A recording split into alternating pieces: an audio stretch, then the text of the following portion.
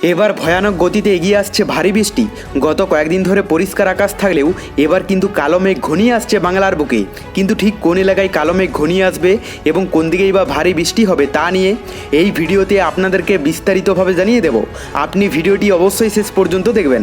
ভিডিওটি ভালো লাগলে একটি লাইক করবেন, আর এইরকমই লেটেস্ট ও হেল্পফুল ভিডিওগুলি সবার প্রথম দেখার জন্য আমাদের চ্যানেলটিকে সাবস্ক্রাইব করে পাশের বেল আইকনটি বাজিয়ে দেবেন। চলুন এক নজরে দেখে নেওয়া যাক। বাংলাদেশ এবং সংলগ্ন গাঙ্গেয় পশ্চিমবঙ্গের উপরে যে ঘূর্ণাবর্তটি ছিল তা কিছুটা শক্তি হারিয়েছে, তবে তার চারপাশে অক্ষরেখাটি এখনও রয়ে গিয়েছে। বঙ্গোপসাগর থেকে প্রচুর পরিমাণে জলীয় বাষ্প ঢুকছে। কলকাতায় গত কয়েকদিন ধরে আকাশ মেঘাচ্ছন্ন আছে। হাওয়া অফিস জানিয়েছে আজ থেকে আগামী শুক্রবার পর্যন্ত কলকাতা সহ হাওড়া, হুগলি, উত্তর চব্বিশ পরগনা, পশ্চিম মেদিনীপুর, ঝাড়গ্রাম, বাঁকুড়া এবং নদিয়ায় বিক্ষিপ্তভাবে হালকা বৃষ্টি হতে পারে। সঙ্গে থাকবে ঘন্টায় 30 থেকে 40 কিলোমিটার বেগে ঝড়ো হাওয়া। পাশাপাশি আবহাওয়ার পরিবর্তনের কারণে আগামী 2 দিনে দক্ষিণবঙ্গের সর্বোচ্চ তাপমাত্রা 2 থেকে 3 ডিগ্রি বাড়তে পারে। তারপরের 2 দিনে আবার তাপমাত্রা কমবে। উত্তরবঙ্গেও দুর্যোগের সম্ভাবনা তুলনামূলক বেশি। আগামী শুক্রবার পর্যন্ত টানা উত্তরের সব জেলায় সতর্কতা জারি করা হয়েছে। হালকা থেকে মাঝারি বৃষ্টির সঙ্গে ঘন্টায় 40 থেকে 50 কিলোমিটার বেগে ঝড়ো হাওয়া বইতে পারে। তবে দার্জিলিং, জলপাইগুড়ি, কোচবিহার, আলিপুরদুয়ার এবং কালিম্পংয়ে সোমবার ভারী বৃষ্টির সম্ভাবনা আছে। তো এরপর আমরা যদি লাইভে আপডেটটা দেখে নিই, প্রথমে আমরা যদি পশ্চিমবঙ্গের দক্ষিণবঙ্গের এলাকাগুলোর কথা বলি, তো এখানে কলকাতা থেকে শুরু করে মোটামুটি বিক্ষিপ্ত এলাকা জুড়ে হালকা মেঘের স্পট পড়তে দেখতে পাওয়া যাচ্ছে। সেরকমভাবে বৃষ্টির সম্ভাবনা নেই বললেই চলে। এখানে খড়গপুর, চন্দ্রকোনা, জামশেদপুর, হুগলি, কলকাতা, পাশাপাশি বর্ধমান, আসানসোল, মোটামুটি দক্ষিণবঙ্গের অধিকাংশ এলাকা জুড়ে হালকা মেঘলা আকাশ থাকবে, কিন্তু বৃষ্টির সম্ভাবনা অনেকটা অংশেই কম থাকবে। পাশাপাশি আমরা যদি উত্তরবঙ্গের আপডেটটা দেখি, তাহলে এখানে দেখতে পাওয়া যাচ্ছে স্পষ্ট দার্জিলিং থেকে শুরু করে কালিম্পং, কার্শিয়ং, জলপাইগুড়ি, আলিপুরদুয়ার, কোচবিহারে মোটামুটি বৃষ্টির সম্ভাবনা অধিক পরিমাণে থাকবে। বিশেষ করে আলিপুরদুয়ার, কোচবিহারে সবথেকে বেশি সম্ভাবনা দেখা যাচ্ছে এবং জলপাইগুড়িতেও কিন্তু ইফেক্ট থাকবে। এবং বাদবাকি উত্তরবঙ্গের সমস্ত এলাকা জুড়ে মেঘলা থেকে মেঘাচ্ছন্ন আকাশ থাকবে। পাশাপাশি বাংলাদেশের কথা বলতে গেলে সমুদ্র উপকূলবর্তী এলাকাগুলোতে সেরকম মেঘলা আকাশ দেখতে পাওয়া না গেলেও ভিতরের এলাকাগুলোর মধ্যে অধিকাংশ এলাকার জুড়েই কিন্তু মেঘলা থেকে মেঘাচ্ছন্ন আবহাওয়া থাকবে। তবে বাংলাদেশেরও সেই রকমভাবে বৃষ্টির সম্ভাবনা অনেকটা অংশেই কম দেখা যাচ্ছে। এখানে বৃষ্টির সম্ভাবনা যদি আমরা দেখতে পাই, তো শুধুমাত্র পশ্চিমবঙ্গের উত্তরবঙ্গের এলাকাগুলোতেই কিন্তু সেই রকমভাবে পড়বে।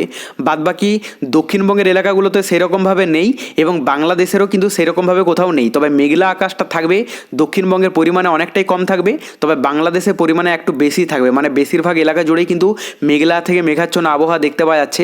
দুপুরের দিকটা আমরা যদি দেখে নিই, দুপুরের দিকের মধ্যেও মোটামুটি একই থাকবে। এখানে বিশেষ করে দুপুরের দিকে দক্ষিণবঙ্গের এলাকাগুলোতে বেশি ইফেক্ট পড়তে দেখতে পাওয়া যাচ্ছে। সকালের দিকে পরিমাণে অনেকটাই কম ছিল, কিন্তু দুপুরের দিকে পরিমাণে অনেকটাই বেশি দেখতে পাওয়া যাচ্ছে। মেঘলা থেকে মেঘাচ্ছন্ন আবহাওয়া থাকবে, তবে এর থেকে বৃষ্টির সম্ভাবনা অনেকটা অংশেই কম।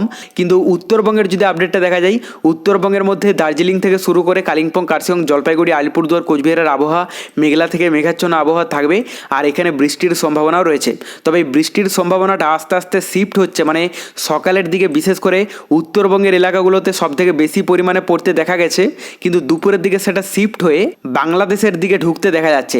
কারণ বাংলাদেশের মধ্যে সকালের দিকে সেরকমভাবে বৃষ্টির আভাস না থাকলেও দুপুরের দিকে বিশেষ করে কুমিল্লা, এদিকে ঢাকা, এই সমস্ত এলাকাগুলোতে কিন্তু বৃষ্টির একটা আভাস দেখতে পাওয়া যাচ্ছে, যদিও পরিমাণে অনেকটাই কম। তবে এখানে সমুদ্র উপকূলবর্তী এলাকার মধ্যে বেশিরভাগ এলাকাতেই মোটামুটি হালকা মেঘলা আকাশ থাকবে।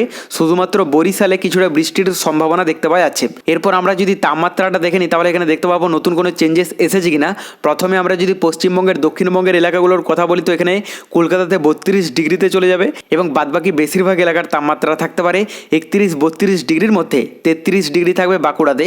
আর আমরা উত্তরবঙ্গের যদি আপডেটটা দেখি, তো এখানে দার্জিলিংয়ে 21 ডিগ্রি চলে যাবে। পাশাপাশি এখানে কালিম্পং, কার্শিয়ংয়ে 21 থেকে 22 ডিগ্রি থাকবে। জলপাইগুড়ি, আলিপুরদুয়ার, কোচবিহারের তাপমাত্রা থাকতে পারে 26 ডিগ্রির মধ্যে। বাংলাদেশের কথা বলতে গেলে সমুদ্র উপকূলবর্তী এলাকা এবং ভিতরের এলাকার মধ্যে অধিকাংশ এলাকার তাপমাত্রা থাকতে পারে 25 ডিগ্রি থেকে শুরু করে 26-27 ডিগ্রি পর্যন্ত। তবে ঢাকাতে সবথেকে বেশি থাকবে 29 ডিগ্রি এবং রংপুরে সবথেকে কম থাকবে 25 ডিগ্রি। তবে পরবর্তীতে বঙ্গোপসাগরে নতুন কোনো দুর্যোগের আভাস পেলে অবশ্যই আপনাদেরকে লাইভে জানিয়ে দেবো। তার জন্য চ্যানেলটিকে সাবস্ক্রাইব করে রাখতে ভুলবেন না।